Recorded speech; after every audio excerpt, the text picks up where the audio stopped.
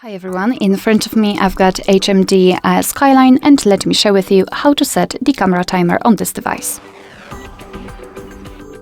So let's start with opening the camera app, and currently we are in the standard photo mode. So all we have to do is to open more options just by using this icon in the left upper corner.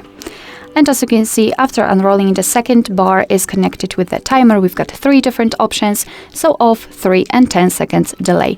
All you have to do is to tap on the option like to use. I'll choose 10 seconds delay. It is immediately marked, as you can see, highlighted.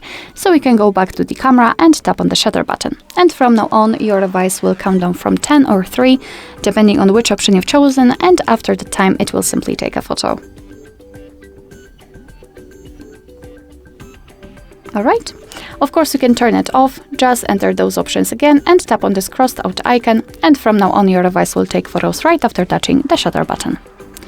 Alright, so that will be all. Thank you so much for watching. I hope that this video was helpful, and if it was, please hit the subscribe button and leave the thumbs up.